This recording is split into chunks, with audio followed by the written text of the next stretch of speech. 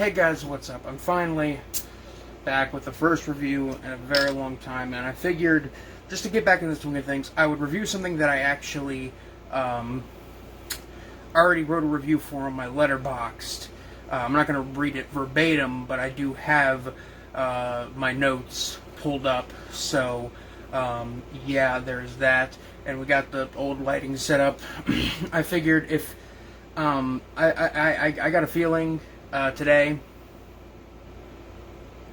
that if I don't, really, because to be completely honest, I'm still not feeling the best in terms of mental health and everything, and I don't really, I honestly don't really want to review things, but I feel like if I just keep trying, if I keep putting it off and saying, well, I don't want to review anything this week, or I want to upload anything this week, it's just gonna stay that way for another couple of months. So I'm forcing myself to do this, and hopefully I will be satisfied with the results. Either way,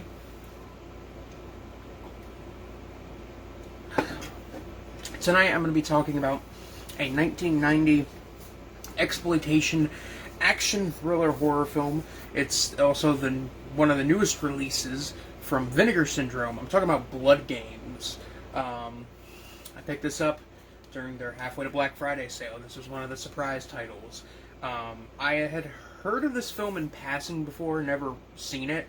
And I kind of figured it'd be worth, picking up, because the last time that they were like, oh, we've got a nasty, exploitive, like gym in store, it was the Candy Snatchers, which was really, really good. And link to my review of the Candy Snatchers in the description.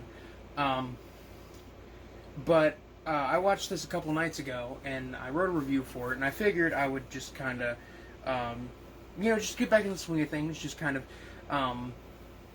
use that base review as some of my notes. So, Blood Games is a film from 1990. It is a action exploitation horror film that also has elements of like rape and revenge films, and kind of like Death Game, Turkey Shoot, The Most Deadliest Game, kind of First Blood kind of vibes going on, having to do with a softball team beating a team of backwoods alpha males so hard in softball that their fragile masculinity is shattered to a million pieces. So, being the average men, and this being basically a documentary on hypermasculine man-children, they don't make good on their debts. They try to rape two of the girls.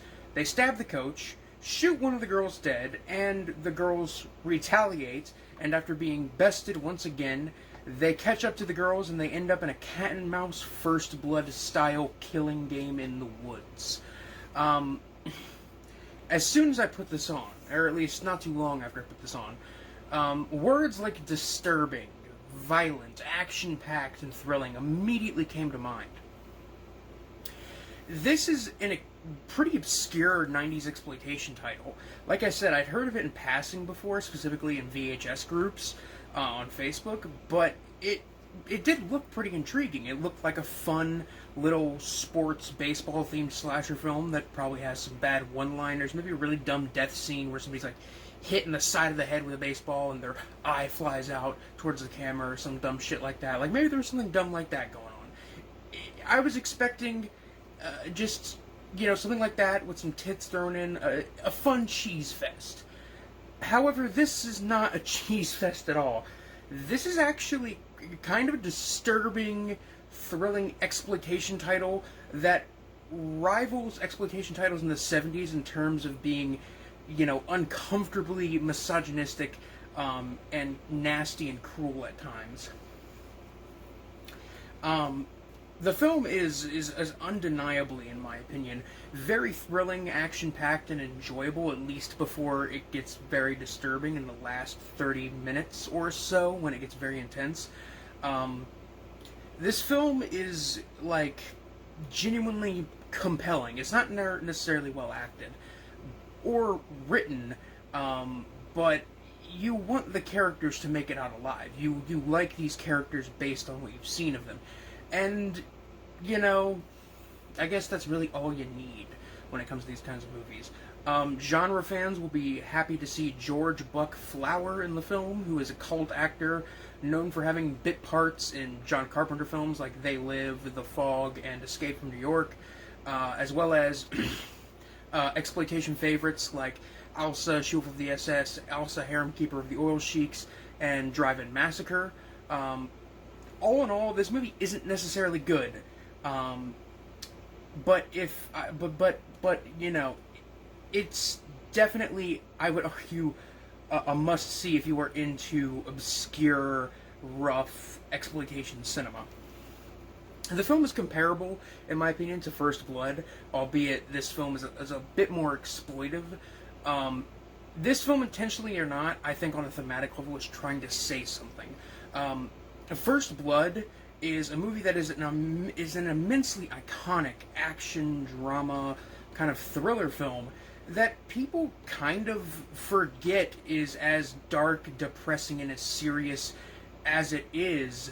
And that's mainly thanks to its now 4 sequels. Don't get me wrong.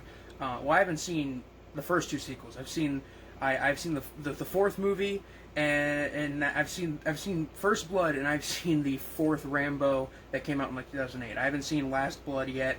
Haven't seen 2 or 3. So I can't really say anything, but I know that based on kind of fans' expectations, the series has kind of been hyped up as like this just, you know, red-blooded, super enjoyable, kind of dumb action film series. And people forget how depressing that first movie is, especially when you take into consideration the original ending of First Blood. It ends with John Rambo committing suicide, which I think is like pretty much the complete perfect ending for that film. People kind of forget that that movie is, in a way, about Vietnam being an unjust war and the U.S. government chewing up the youth of the proletariat and spitting them out, not caring what they come back as long as they go over there and commit war crimes for them. It's about enforcers of a neo-fascist police state harming and harassing mentally ill people, and in an attempt to make things easier for themselves. At least that's how I see it with First Blood. Maybe your interpretation is extremely different, but that's my interpretation. And something is going on here in Blood Games, too. Probably not necessarily intentionally, although this film was directed by a woman, so you never know. And also the connection with First Blood is the like, you know, cat and mouse death game in the woods. But yeah, the film's kind of exploitive nature kind of overshadows the fact that it's that it might be trying to say something. But I feel like the film is trying to say something about men as a whole, you know, the male populace's unwillingness to change, and their unwillingness to show emotion, and their simultaneously tragic and toxic masculinity, which often it results in situations that end badly for both men and women. I also think that the way women are exploited in this film isn't necessarily the worst of the worst when it comes to exploitation titles. It's mainly, at least up until like the last 30 minutes, the female leads in skimpy outfits, you know, the guys are like fucking slapping their asses, watching them in the showers. There's long shower scenes and everything like that, and that's there, most definitely. And it's a very, very much, to put it in a term that I've heard people throw around with this in reviews of this film, it's very male gaze feeling. Like, you feel like, yeah, this was definitely shot just to be like boner bait, basically. And don't get me wrong, I don't mind some sexual content in a film, you know. I like seeing tits. Right on. Awesome. But I feel like... And also there's some sexual violence in the film. And, you know, but it's far from the worst when it comes to these kinds of films. It's not pleasant to watch. I would not recommend this to anybody who is easily triggered or upset by content like that. But I think the way that women are exploited in this film is done very intentionally, especially when you look at the fact that this film was directed by a woman, in an attempt to make the point that women are often exploited creatures. Very similar to how, people always remember, Slumber Party Massacre. They always remember that movie as being kind of a rough exploitation title, but, like, that movie was written as a parody of slasher films by a feminist, and directed by a feminist. It's just that they forced her to direct it as a straight slasher flick. While its nastiness definitely overpowers some of these themes that it has going on, I still think that this is a pretty great little exploitation gem, and it's a pretty great, honestly, just an enjoyable, interesting, entertaining, thrilling film in general. And it does things in an interesting way throughout it. Blood Games is legitimately extremely underrated and overlooked.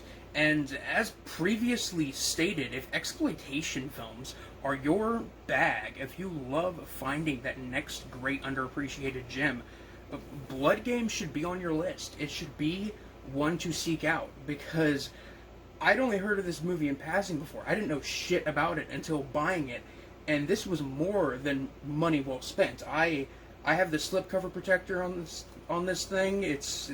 I'm gonna put it right back on once I'm done shooting this video. But legitimately, Blood Games is really, really good stuff. And I'd probably have to give it like a fucking 8 out of 10. Like, this movie is really, really cool.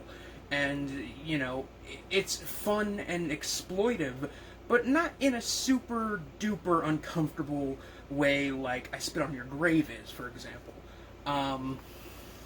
But yeah, that's actually it for this one. The first review in like almost 3 months. I hope to be able to get right back into this shit. But anyway, guys, that is it for now. This is Biscuit Bill Horror Reviews signing off. Peace.